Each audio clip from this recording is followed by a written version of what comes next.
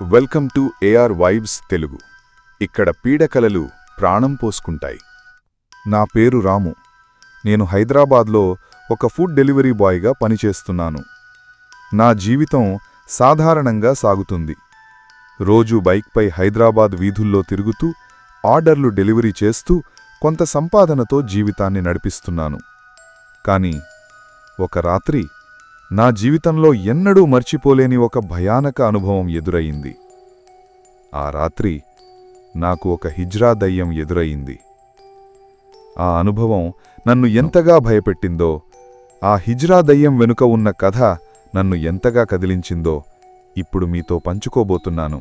ఆ రోజు శనివారం. హైదరాబాద్లో వర్షం కురుస్తోంది. రాత్రి 11 గంటలు దాటాయి.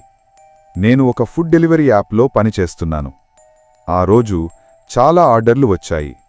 రాత్రి ఆలస్యంగా కూడా ఒక ఆర్డర్ వచ్చింది. గచ్చిబౌలిలోని ఒక అపార్ట్మెంట్కి ఫుడ్ డెలివరీ చేయాలి. ఆ అపార్ట్మెంట్కి వెళ్లే దారిలో ఒక చిన్న రోడ్డు ఉంది. అది కొంచెం నిర్మానుష్యంగా ఉంటుంది. ఆ రోడ్డు గుండా వెళితే త్వరగా చేరుకోవచ్చు. కాని ఆ రోడ్డు గురించి కొన్ని వింత కథలు విన్నాను. అక్కడ రాత్రివేళల్లో హిజ్రాలు తిరుగుతారని, కొందరు దయ్యాల గురించి కూడా చెప్పుకుంటారు. నేను అలాంటి కథలను పెద్దగా నమ్మను. అందుకే ఆ రోడ్డు గుండా వెళ్లడానికి భయపడలేదు. వర్షం కారణంగా రోడ్డు కొంచెం జారుడుగా ఉంది. నా బైక్ హెడ్లైట్ కాంతిలో రోడ్డు మాత్రమే కనిపిస్తోంది. చుట్టూ చీకటి, కొన్ని చెట్లు, దూరంగా ఒక బస్టాప్. ఆ రోడ్డులో ఎవరూ లేరు. నేను బైక్ నడుపుతూ ఫోన్లో ఆర్డర్ డీటెయిల్స్ చూస్తున్నాను. అప్పుడే ఒక్కసారిగా నా బైక్ ఆగిపోయింది. ఎంత ప్రయత్నించినా స్టార్ట్ కాలేదు. గుండెల్లో ఏదో తెలియని భయం మొదలయింది. చుట్టూ చూశాను. ఎవరూ లేరు. కాని దూరంగా ఒక చెట్టు కింద ఏదో కదలిక కనిపించింది. నేను బైక్ని పక్కకు నెట్టి ఫోన్ ఫ్లాష్లైట్ ఆన్ చేసి ఆ కదలిక వైపు చూశాను. అక్కడ ఒక ఆకారం నిలబడి ఉంది. ఆ ఆకారం ఒక స్త్రీలా కనిపించింది. కాని ఆమె దుస్తులు, నడక ఏదో సరిగా లేదు. ఆమె నెమ్మదిగా నా వైపు నడుస్తూ వస్తోంది. ఆమె ముఖం స్పష్టంగా కనిపించలేదు. కాని ఆమె కళ్ళు ఎర్రగా మెరుస్తున్నాయి. నా గుండె వేగంగా కొట్టుకోవడం మొదలయింది. ఆమె చీర కట్టుకొని చేతిలో ఒక గంట ఉంది. అది గలగలమని శబ్దం చేస్తోంది. నేను వెనక్కి తిరిగి పరిగెత్తాలని అనుకున్నాను. కాని నా కాళ్ళు కదల్లేదు. ఏదో శక్తి నన్ను అక్కడే ఆపేసినట్లు అనిపించింది. ఎవరు నీవు? ఇక్కడ ఎందుకు వచ్చావు? ఆమె గొంతు గరగరవాడుతూ భయంకరంగా వినిపించింది. నేను మాట్లాడలేకపోయాను. నా గొంతు పొడిబారిపోయింది. ఆమె నా దగ్గరకు వచ్చి నా ముఖం ముందు నిలబడింది. అప్పుడు ఆమె ముఖం స్పష్టంగా కనిపించింది. ఆమె ఒక హిజ్రా. ఆమె ముఖంలో ఒక విచారం, కోపం కలిసిన భావం ఉంది. ఆమె కళ్ళు నన్ను చూస్తూ ఏదో చెప్పాలని అనుకుంటున్నట్లు అనిపించింది. నీవు ఈ రోడ్డు మీద ఎందుకు వచ్చావు? ఈ రోడ్డు నాది, ఆమె మళ్లీ అరిచింది.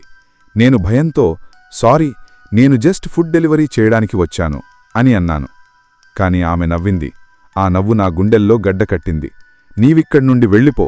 లేకపోతే ఆమె మాటలు అసంపూర్తిగా ఆగిపోయాయి.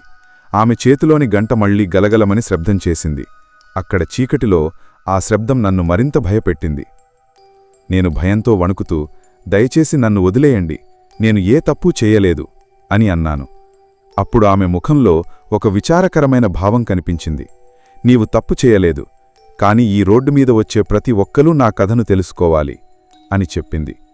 ఆమె నన్ను ఒక చెట్టు కింద కూర్చోమని చెప్పింది. నాకు భయమేసినా ఆమె మాటల్లో ఏదో ఆకర్షణ ఉంది. నేను కూర్చున్నాను. ఆమె తన కథ చెప్పడం మొదలుపెట్టింది. నా పేరు లక్ష్మి. నేను ఒక హిజ్రాగా జన్మించాను. నా జీవితం చిన్నప్పటినుంచి చాలా కష్టాలతో నిండిపోయింది.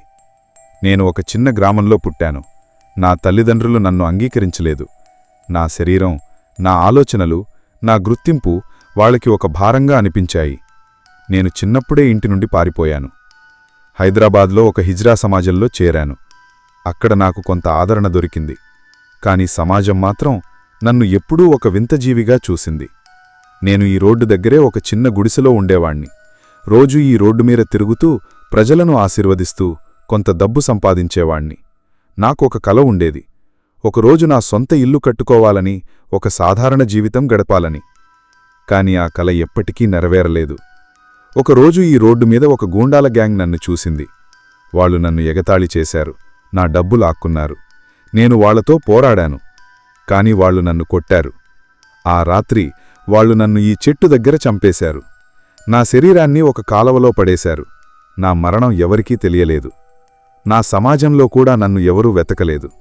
నేను ఈ రోడ్డు మీద ఒక ఆత్మగా మిగిలిపోయాను. లక్ష్మి కథ చెప్పేటప్పుడు ఆమె కళ్లల్లో నీళ్లు తిరిగాయి.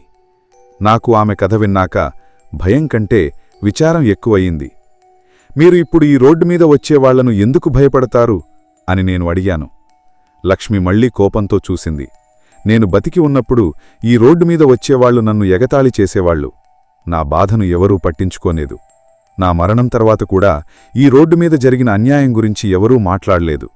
నేను ఇక్కడ ఉండి ఈ రోడ్డు మీద వచ్చేవాళ్లను భయపెడతాను. ఎందుకంటే నా బాధను, నా కథను ఎవరైనా తెలుసుకోవాలి. నేను ఈ రోడ్డు నుండి వెళ్ళిపోవాలంటే నాకు న్యాయం జరగాలి. నేను ఆమె మాటలు విని ఆలోచనలో పడ్డాను. మీకు న్యాయం ఎలా జరగాలి అని అడిగాను. లక్ష్మి చెప్పింది, నన్ను చంపినవాళ్లు ఇంకా ఈ నగరంలోనే ఉన్నారు. వాళ్ళు శిక్షించబడాలి. నా కథ బయటికి రావాలి. అప్పుడే నా ఆత్మకు శాంతి దొరుకుతుంది. ఆ రాత్రి లక్ష్మి నన్ను వదిలేసింది. నా బైక్ కూడా స్టార్ట్ అయింది. నేను ఆర్డర్ డెలివరీ చేసి ఇంటికి వెళ్ళాను. కాని లక్ష్మి కథ నన్ను వదిలిపెట్టలేదు. ఆమె బాధ, ఆమె జీవితం, ఆమె మరణం నన్ను కదిలించాయి. నేను ఆమెకు న్యాయం చెయ్యాలని నిర్ణయించుకున్నాను. మరుసటి రోజు నేను ఒక స్థానిక పోలీస్ స్టేషన్కి వెళ్ళాను. లక్ష్మి చెప్పిన వివరాలను వాళ్లతో పంచుకున్నాను. మొదట వాళ్లు నా మాటలను నమ్మలేదు. కాని నేను ఆ రోడ్డు గురించి, ఆ చెట్టు గురించి, ఆ కాలవ గురించి చెప్పిన వివరాలు వాళ్లను ఆలోచింపచేశాయి. వాళ్లు ఆ కాలవలో శోధించారు. అక్కడ ఒక శవం ఆనవాళ్లు దొరికాయి. ఆ ఆనవాళ్లు లక్ష్మీ శవానికి సంబంధించినవని తెలిసింది. పోలీసులు ఆ గూండాల గ్యాంగ్ని వెతకడం మొదలుపెట్టారు. కొన్ని రోజుల తర్వాత వాళ్లు ఆ గ్యాంగ్లోని కొందర్ని పట్టుకున్నారు. వాళ్లు లక్ష్మీ మరణానికి సంబంధించిన వివరాలను ఒప్పుకున్నారు. ఈ విషయం స్థానిక వార్తాపత్రికల్లో వచ్చింది. లక్ష్మీ కథ బయటకు వచ్చింది. ఒకరోజు రాత్రి నేను మళ్లీ ఆ రోడ్డు మీద వెళుతున్నాను. ఈసారి లక్ష్మీ ఆత్మ నాకు కనిపించింది. కాని ఈసారి ఆమె ముఖంలో భయంకరమైన భావం లేదు. ఆమె నవ్వింది. నీవు నాకు న్యాయం చేశావు రాము. ఇప్పుడు నేను ఈ రోడ్డు నుండి వెళ్ళిపోతాను అని చెప్పింది. ఆమె ఆకారం నెమ్మదిగా చీకటిలో కలిసిపోయింది. ఆ రోజు నుండి ఆ రోడ్డు మీద ఎవ్వరూ హిజ్రా దయ్యం గురించి మాట్లాడలేదు. లక్ష్మీ ఆత్మకు శాంతి దొరికిందని నేను నమ్ముతాను. కాని ఆ రాత్రి నా జీవితంలో ఒక మరుపురాని అనుభవంగా మిగిలిపోయింది.